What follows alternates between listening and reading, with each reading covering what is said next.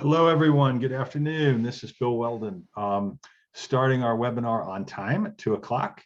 And thank you, everyone, for joining us today. Our goal today is to not facilitate any afternoon naps. So we're going to do our best to keep this on time and pertinent and not dive too far down into the technical stuff, so that that's where people's eyes tend to glaze over. And I realize it's after lunch. It's prime time for those naps.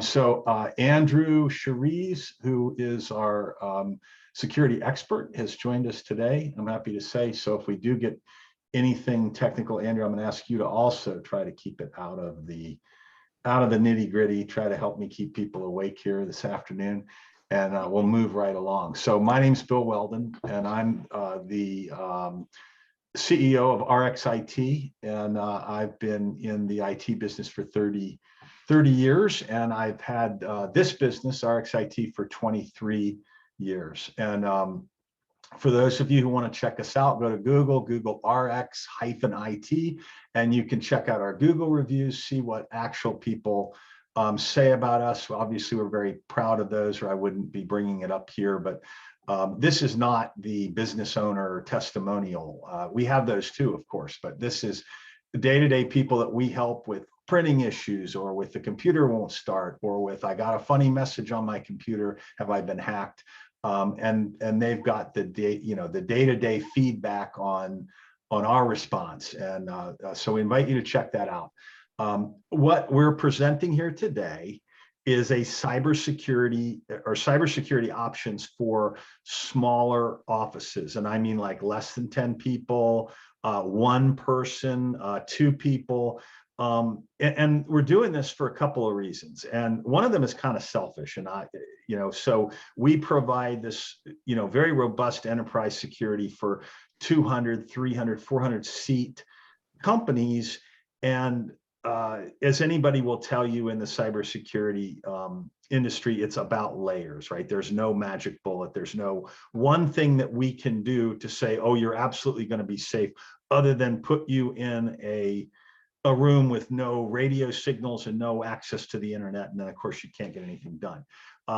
So one of the things that we find happens is, over a period of time, these little things keep happening, and we have to keep, it's sort of like the dam, right? You keep trying to plug the holes.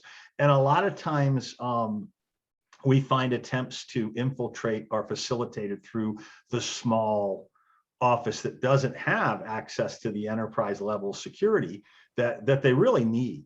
And what'll happen is a one-person shop, or two, or a 10-person shop, whatever, they get compromised, and then the threat actors, that's the bad guys, who now have access to these computers, or to this computing environment, then use that platform and that person's name and that level of trust that person has with other people, to then launch and try to get into those larger companies. So that really shows us this glaring need for big time cybersecurity at that lower level. And one, we know it's got to be cost effective, right? It can't be the thousands of dollars that larger companies pay.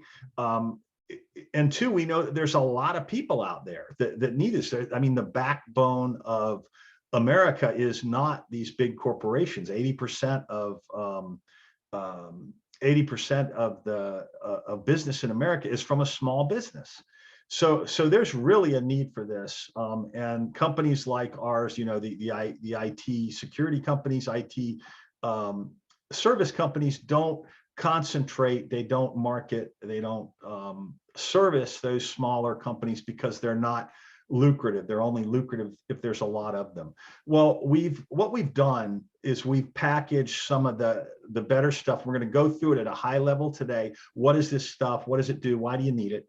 And then we're going to tell you what it costs, right? We put together 3 packages that you can choose from.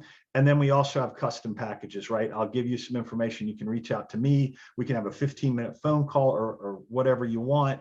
And if you have some compliance needs, right? If you have some real, if you're doing financial services, you're a CPA, you're an insurance broker, something like that, you may have some really advanced needs, well, we can actually build on these packages that we're going to present to you today. Okay, so that being said, I'm gonna cut right into this and talk about what these threats are. Most of them you know, but I'm just going to cover them real quick. The big one, of course, is oh, I forgot to add. If you have any questions, do me a favor, throw them in the Q&A. You should have a Q&A button there in your taskbar. Just throw them in as you go. We'll get to a point where we hit those questions, and we'll certainly try to answer as many of them as we can. And we're going to try to keep to the time, so as time permits. So again, back to threats. Our biggest threat is ransomware. I mean, that is a if you don't know what that is, it's basically these guys, threat actors, get onto your computer, they get into your computing environment, and they encrypt all your files. They get into your cloud services, be it Dropbox or Google Drive or OneDrive in the Microsoft world, and they encrypt those files as well. And they do their best to find your backups and encrypt your backups. And then you get a nice little note that pops up on your screen that says, hey, do you know what Bitcoins are? If you don't, here's a helpful article from Google on what they are and how to buy them, because you're going to need them if you ever want to see your files again. It has been a threat now for going on 7-8 years. It has been a nightmare since the pandemic started. I mean, this is the ransomware industry, and I'm going to call it an industry because it's billions of dollars, has absolutely prospered during this pandemic, during people working at home, during a decreased time of cybersecurity. And it's become a really bad thing. So most of the things that we talk about below ransomware in this threat list, are things that are specific types of threats or vulnerabilities that are used to try to get access to your computing environment, so that they can then leverage it for ransomware. The other things that they try to, that they want to do, maybe they'll look at your files and say, well, this doesn't really have a lot of value for us, or we don't think we can encrypt the backup, so we're not going to ransomware this. But let's go ahead and find out let's get access to the email. Let's find out all the trusted relationships this person has. Let's read all their sent emails for the last 6 months to a year and learn about their relationships and how they interact with people, and where the trusts are, right? Where's the money, right? Does this person have a bookkeeper or an accountant that they send emails to and say, hey, send a check, send a wire? There's all kinds of, think about it. It's like, it's kind of like going through your trash for the past year, right? How much could a person learn if you're not diligent about shredding everything? If they got into your email and they were able to read all the emails in your inbox and all the emails that you sent for the last year, how much could a threat actor learn about you? And in most cases, the answer is a lot, a whole lot. So that's another thing they're looking to do, and they'll look to leverage your trust with other people and send out a whole bunch of emails with phishing links, right? So they're going to try to get access to other people's computing environments that you know and that you trust using your good name, and then maybe they can ransomware them. So that is like the second biggest threat. And then of course we have malware. Malware has been around forever. Malware is kind of a blanket term. It's anything malicious that gets on your computer that executes, and it can do a variety of different things, but it facilitates that access. It facilitates getting to your files, getting to your backups, getting to your contacts and your email. So that is something else that we guard against.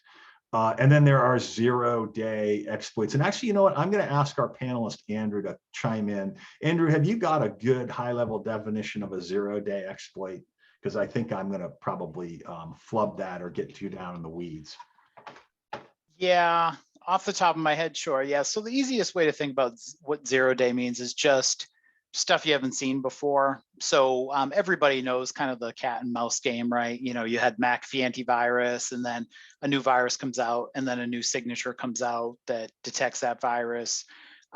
0 days is just the term for stuff that hasn't been sort of discovered yet. And we've realized a lot of that with, that the NSA, based on some leaks from them, they had their own 0 days that they used to attack other countries. But as long as they keep that unknown, so So basically, it just means that it's something that your antivirus isn't going to find is a bad file. Okay, So so it's like, and the NSA, to be clear, that's the National Security Agency. yeah, Okay. it's a big deal. But in the what we're talking about, 0 days happen, right? You can't, that's why McAfee, not really around much anymore, at least in our world. Right. Well, we're going to get into the whole antivirus thing here shortly. So, and while you're at it, while you're on a roll here, you want to cover bots as well? Let's see, bots. Yeah, you're getting me right off the top of the head, man. Yeah, I'm bots sorry. is yeah. Think about a bot as think about it like malware somebody installs on your computer that turns it into like a little soldier for them. So it could be things like they're not stealing from you, but they're using your computer to mine Bitcoin or something like that. Where somebody's kind of stealing the use of your computer. Man in the middle attack is you go to the Chase Bank website, you think you're on the Chase Bank website, but I'm on the Chase Bank website, and then I'm relaying it to you. So as you're entering in a check, I'm changing where that check is going, something like that. Mobile, pretty self-explanatory. The same stuff that happens on your computer can happen on your phone. Account takeover is probably very similar to what you're seeing where people are getting into environments. If I get into your email, that's an account takeover. And, as you explained, Bill, you can think you don't have valuable stuff in your email, but everybody and what you do with them is useful stuff. And then human errors, well, I don't know what you meant by that, Bill, but we all got errors, right? Well, so error may not be the right term, and really, I was just asking you to cover 0 day, but thanks for shooting down a list real quick.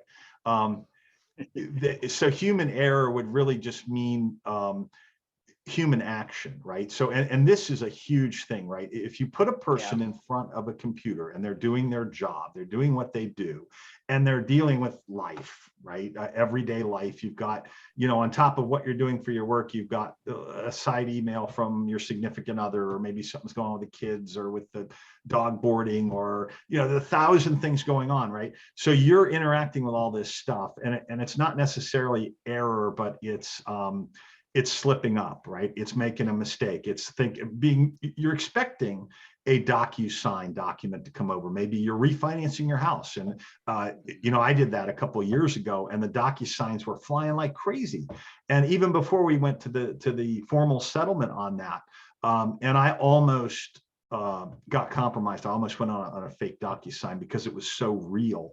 And there's just countless ways that you can, just going on a website, and we know now, people, I had somebody recently say to me, well, they got compromised from a website, and they said, and this website was a big newspaper, and they said, well, how can that be? And I said, well, they have a website, they're vulnerable. That's the bottom line. And it doesn't matter the size of who they are. They could be, I'm not going to name the newspaper, but it could be the Washington Post, the New York Times, whoever it is. They can have malware, they can have stuff implanted on their sites, they can have fake forms implanted on their sites. So human error is actually a big call. If we took people out from in front of the computers, then a lot of this stuff would go away. But you can't do that. That's what we're here doing. So those are the threats that we're sort of talking about today. And that being said, I'm going to move on to the next slide. And I'll keep an eye on the time. Okay. So what we're going to talk about now is why this is important. So it used to be in the olden days, right? People were creating viruses for the fun of it, right? For a while, it was it was programming students in universities trying to see who could outdo each other with bringing networks or the internet or particular domains to a halt. Bring the email to a halt while they inundate it with spam. But that's not it anymore. Now we have organized crime involved. And there's huge liability involved in this. And I put some stats out here. You can see them for yourselves, but I'll just cover them real quick. The average data breach cost in 2021 rose to $4.24 million. And that's from the IBM 2021 data breach report. So that is a good, accurate figure. Now that's the average. That's, you know, from the low to the high, and they came up with a figure in between. But it's expensive. If you've got access to a database, you've got, let's say, 100 clients in there, and you've got PII, personally identifiable information about those clients, be it social security numbers or just name, address, date of birth. It can be, you know, medical stuff, whatever it is, all that has value. So if your data is breached and people have access to that information, it has value. They can sell it. They do sell it. There's a place called the dark web. It's real. I know you've heard of it, but I've been there. It's real. And there's a marketplace there for this stuff. And then we're back to ransomware. And ransomwares have gone from being, you know, send me $500, send me $1,000, send me $5,000, to send me thousands of dollars, to send me 100,000, to send me we've seen some of the bigger ones now where they've said, send me millions of dollars. And the average ransomware payment in 2021 rose to $1.85 million, and that's from Sophos, again, another trusted cybersecurity vendor that we've done some business with, and that's a scary number. The cost of the phishing scams tripled in 2021. That's from the Ponemon study, and I've got the links here. I can send out the deck as well. It's got the links in there. And you can just go right on these. But if you want to see it right now, go Google Ponemon study 2021 or Sophos ransomware report or IBM cost of data breach report, and you'll see that latest stuff. I love this one, the gift card scams, right? How many people haven't heard about this? And gift card scams net an estimated $4 billion in 2021. Now that is from something as simple as, I got on your website, I learned about you. I learned about you through various venues. I learned about you from hacking your email. I know that the boss is Elmer Fudd, and that Daffy Duck and Bugs Bunny work for Elmer. And I know that Elmer is going to be in a 3-hour meeting where he's not taking calls this afternoon. I got Daffy Duck and Bugs Bunny's phone numbers. I'm going to send them text messages and say, hey, it's Elmer, go buy me some Apple gift cards, and then text me back the numbers. I'm in a meeting, my cell phone's broken, using somebody else's. Do this right now. You want to keep your job. You know, they alter the tenor of the conversation to what what they've learned about you, and you know, they're not successful all the time, but they're successful $4 billion of the time in 2021. And if you know, me personally, I live in Loudoun County, Virginia, and I get the local PDF from the sheriff's department every day that lists the crimes. And I want to know, right, if they've started breaking in cars in the neighborhood again, or stuff like that. Well, they've added a section at the bottom called scams. And it's almost daily now. You see 1 or 2 or 5 little things on there. Oh, so-and-so, you know, got a call from somebody who said that they were calling on behalf of their boss and needed him to do this, that, or the other and get gift cards. And people are, you know, unfortunately, they're falling for them. And maybe we look at that and we say, I don't understand that. I would never fall for anything like that. But I say to you, because I've talked to some of these people firsthand after these things have been perpetrated. Never say never. You just don't know the circumstances. You just don't know how much information they're going to find out about you, or how carefully they might craft this ruse, and what the timing might be like, right? What else you have going on in your life at that time. Okay, so the last thing I want to cover is the average cost of human errors in cybersecurity breaches. That's those little mistakes we talked about, or those little slip-ups.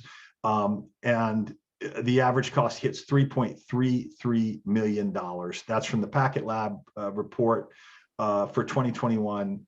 Again, I invite you to go check out all these things. You can see them here.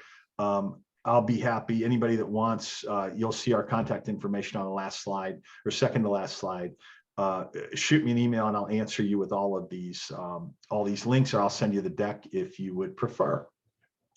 Okay, Andrew, do you have anything to add to this? I think you covered it pretty well. I mean, you know, it's hard to the averages, right? You might not even do 4 million in revenue. But the point being that when we see these things happen, there's significant costs, not just money, Well, yeah. There's also the damage to reputation. You have the people that you're doing business with that might find out about this, and do they want to continue doing business with you? So there's a lot of there's a lot of gray areas in there. There's a lot more damage than just dollars. You're absolutely right, Andrew. Thank you for that. Okay, so let's talk a little bit about protection. And as I alluded to, I think on the first or the second slide, nobody's got a magic bullet. There's nothing that we can, there's no single thing that we can do that's going to protect you. There are we call it now the stack, right? That's our industry lingo, our security stack, or the stack for short. And that is a series of things that we do to keep an environment safe. And when I say an environment, I'm talking about, if it's just you, then you're the environment, right? But if there's two of you, or let's say there's 5 of you and 3 of you work from the office 4 days a week and 2 of you work 2 days a week, that whole computing environment involves your home and your home environment, as well as that office environment and all those other people that you interact with at that very trusted level. And that's the most trusted level. It's the back and forth day to day, because you're collaborating on doing business, delivering your product, your service, even if you're a nonprofit, you're still delivering a product or a service or something. An association, it's the membership benefits, what have you. So that's the stack. And then just the biggest part, and it's not the biggest part, but it's as important as the stack or anything else, is verified backups. And what do I mean by that? Verified means that that they're happening, they're good, that if you go to get something from them, that it's going to be there. And this is important in all of your environments. It's not just important on your local hard drive, your C drive. I have people saying to me, well, now I keep everything important in Dropbox. I keep all the stuff, the most important stuff, on Google Drive. It's in my OneDrive. Guess what? It's not backed up, right? Those files that are in there can be deleted. As somebody with the right access can go in and delete the deleted files from in there, they can encrypt the files in that cloud platform and deny you access to them. And if you go read your SLAs, your service level agreements with Microsoft, with Google, with Dropbox, you'll find that they're telling you right then, we don't back up your stuff. We don't back up your data. We don't guarantee your data. If your data is lost, we're very, very sorry. If you still have a subscription at the end of the month, we're going to charge you for the next month. It's business as usual as far as we're concerned.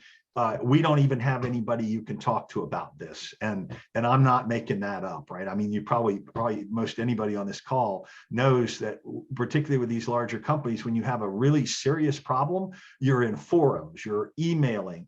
Or if you have a top tiered service plan and you can call somebody, it's usually you're putting in a request for a call and you have to list those details, and they're going to not call you back about certain things. And one of those things is going to be, hey, I need access to data that has been deleted, or where are my backups? Because they're going to tell you, we don't provide, they're just going to email you back. We don't provide backups. It'll be a form email.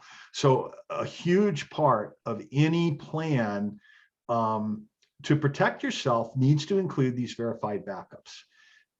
And the last part of this plan is cyber insurance. And this is still not very expensive to get. It's gotten more expensive, to be sure, but it's really an inexpensive thing.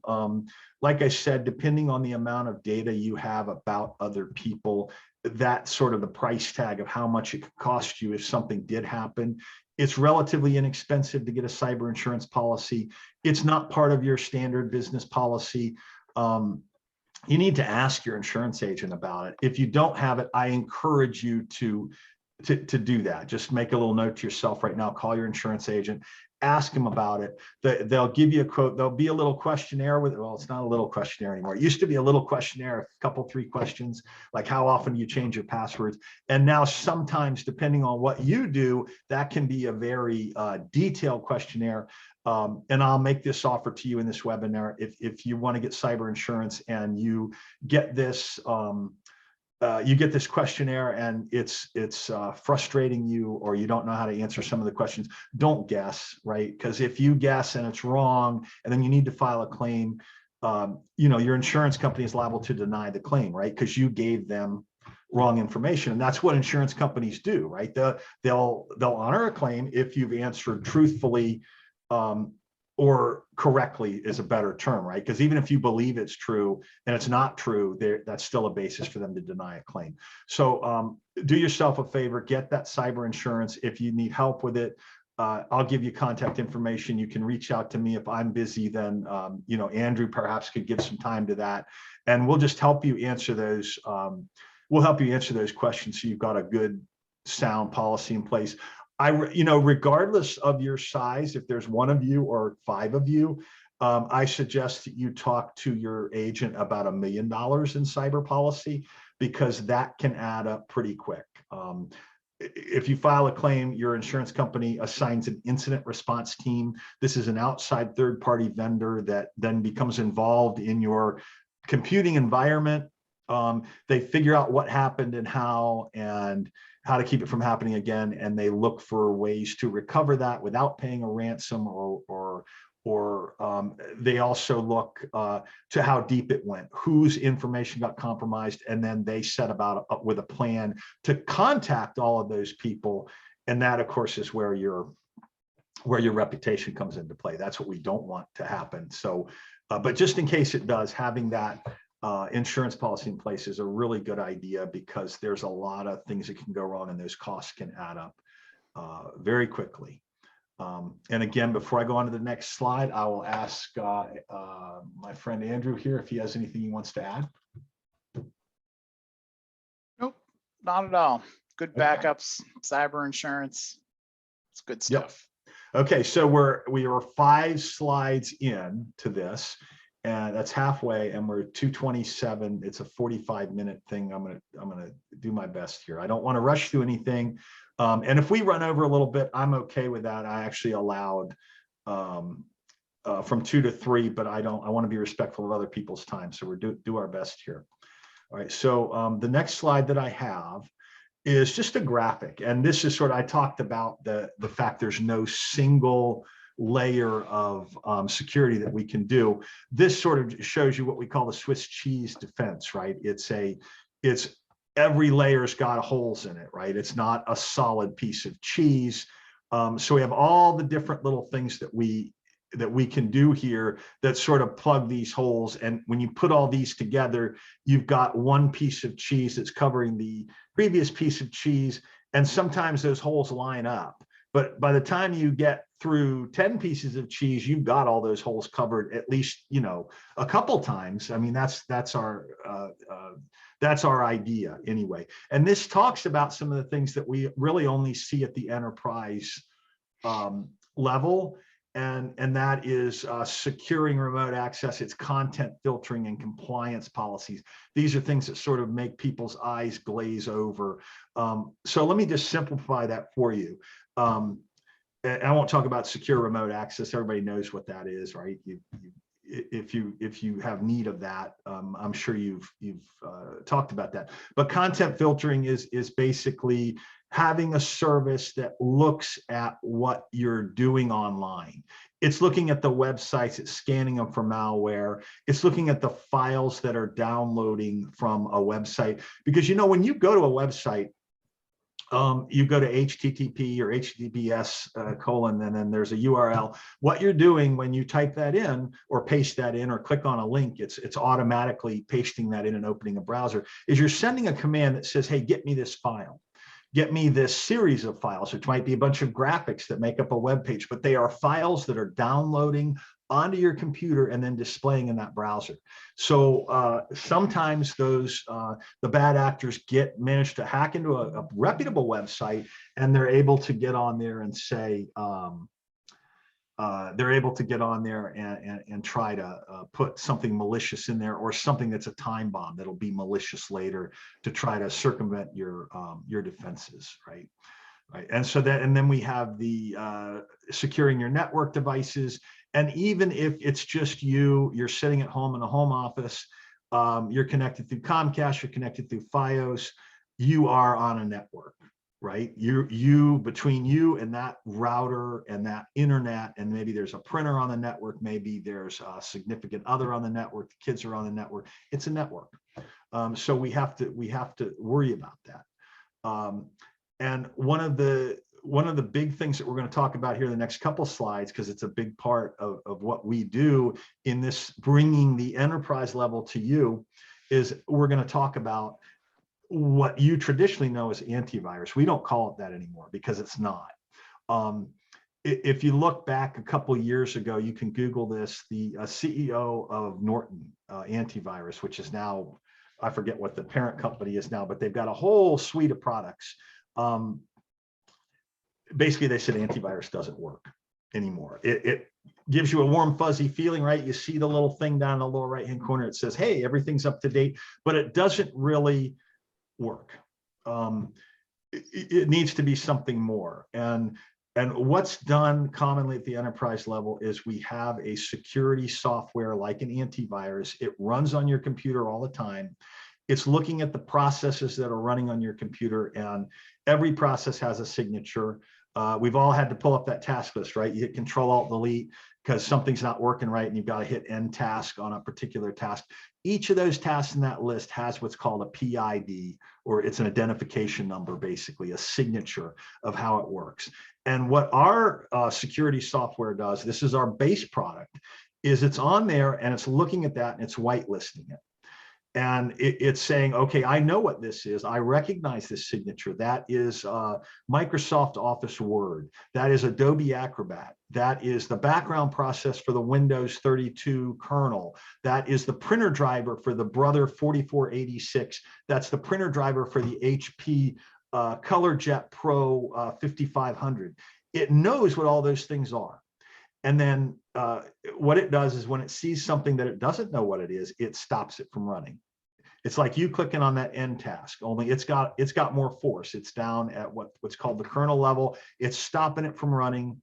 And then immediately it's sending that threat over to our what's called a SOC. It's a Security Operations Center. We have threat analysts in the SOC 24/7/365. They're looking at that process and they're analyzing it. They're saying, yeah, okay, I see what happened here. Adobe came out with an update to Acrobat. It's just now being released. And this is good. We ran it through the sandbox. We're going to whitelist this. And then that's going to whitelist that for millions of people. It's going to whitelist it for, well, in our environment, thousands of people, but across the board. So chances are that would never be you being the first, but it could be. I mean, somebody has to be first.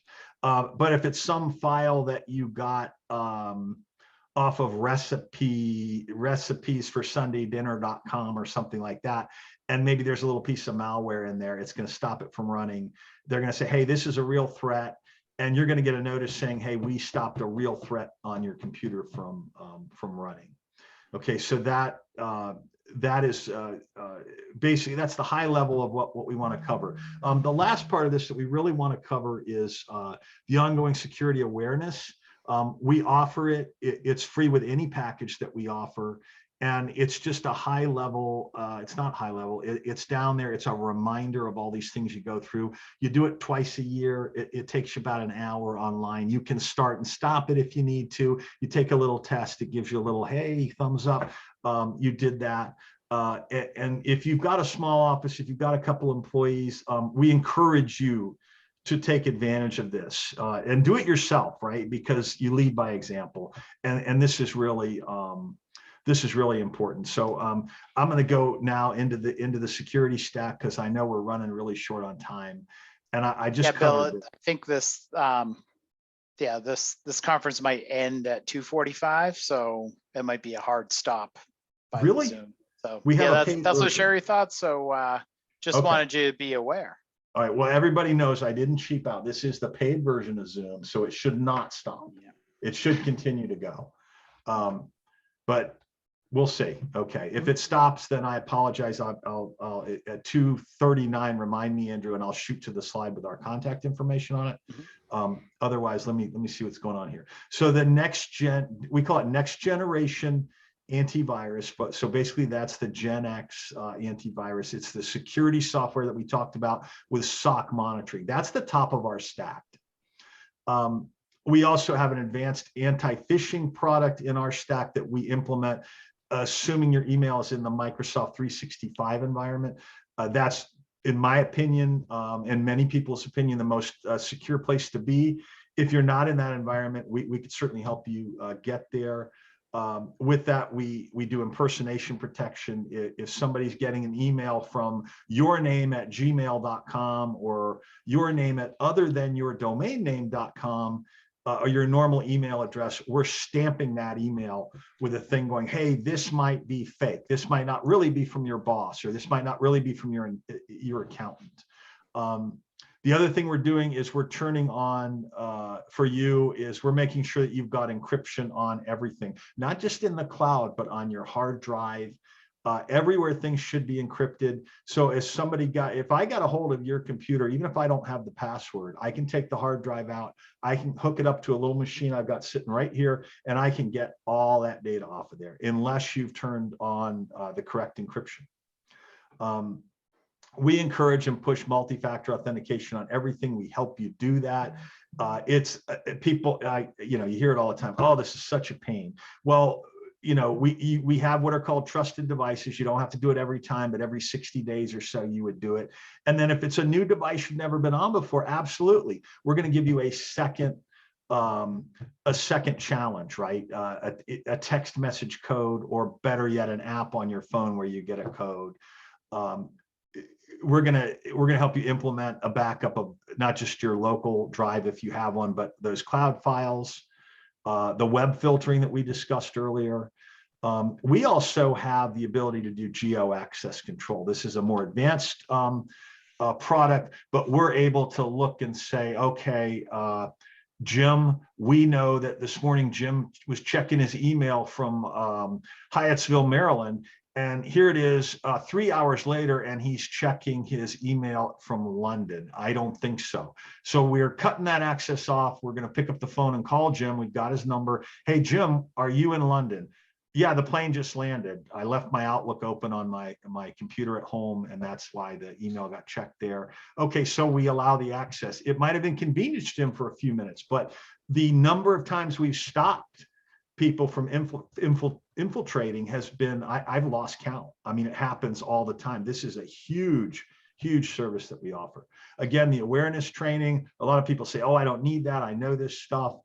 We've got it there for you. We highly recommend it. The other thing we do is dark web monitoring. We take your domain name, we take your email address. A lot of people are starting to do this now. We're watching the dark web to see if your information's coming up there for sale, your passwords, or personal information about you. And then the last thing in our stack I want to talk about is password management.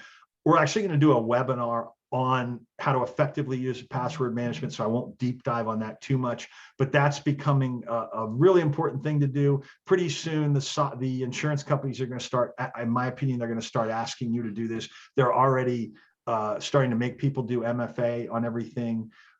Password management is a really good idea. That same password you've had for the last 20 years that you've used, over and over, and put an exclamation mark on the end or capitalize the first letter. We know about it. It's on the dark web. It's for sale because of the data breach at VeriSign or at Verizon or at Yahoo or at LinkedIn or at Dropbox. It's just known stuff. Okay, so that is pretty much it with the stack. And let me go right into the product ordering. It's 2:39, so I'm going to skip ahead real quick. This is how you can get to us. 2 slides back is what you can expect to pay for all this. I'm Bill Whelden. if you want to set up an appointment for me, go to hello.rx-it.com. There's a link there. You can set up a 15-minute call with me. If you want to talk about this, you can email me on info@rx-it.com. I promise you I will answer your email. It may not be right away, but I promise you I will answer it in as timely a manner as I can. So let me shoot back. Here we go. All right. So at $14.95 a month, and this is you know, for up to 10 users, but it's just you by yourself. We'll do this for you. We're going to give you that base product, which is that next generation endpoint protection. We're going to monitor it with a SOC, and that also will detect ransomware on your computer if things start becoming encrypted, and it's got a mechanism that rolls that back. So that is our base product. It's $14.95 a month. We're going to monitor that 24/7. That's live people. It's not dead people. It's not bots or automated. It is a live security desk. So at just under $15 a month, we're going to do that for you. It is 2:40 p.m. We haven't stopped. So at 2:41, I guess I can rest easy, but I think we're good. I think it's going to keep going. So if you need a little bit more than that, we're going to, at $19.95, $20 a month, we'll give you the endpoint armor plus email protection. And that's everything here in the first part. Plus, we're going to lock down that email environment for you in 365. If you're not in 365, we'll help you get there. I can't necessarily get you there at the $19.95 a month, but we'll do that reasonably. Get your email set up in there in the most secure environment, in what we can make the most secure environment. We're going to give you the awareness training and the anti-phishing mechanisms as well. That's big. And I'm sorry, the awareness training is supposed to be available at $14.95 a month, and we'll get that moved over there. I don't know what happened there, but that is definitely part of any product that we offer. We want people to do that, and there you go. And then the top tier in this package is going to be our awareness armor. It is fortified browsing, it's cyber threat recognition training, it's cyber combat exercises, dark web monitoring. It's everything in the first and second package. Plus, we will do phishing awareness drills for you.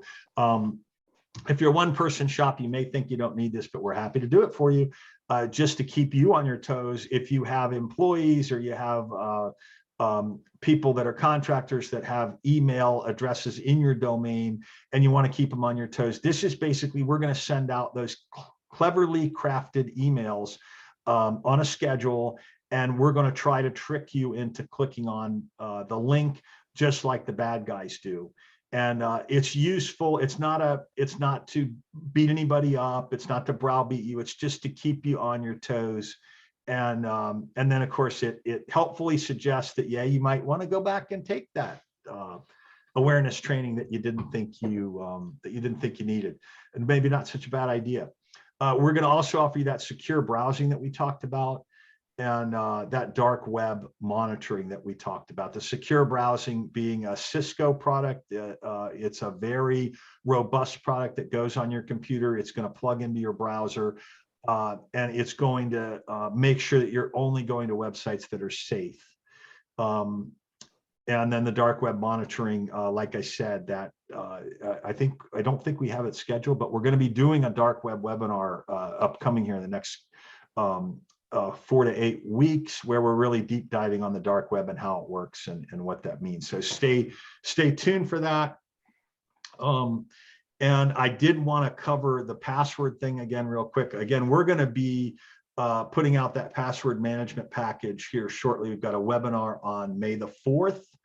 No, is it May the 4th? No, it's May the 5th. May the 5th, because it's not Cinco de Mayo, but Cinco de whatever the Spanish is for password. Right? Yeah, okay. That's National Password Day, by the way.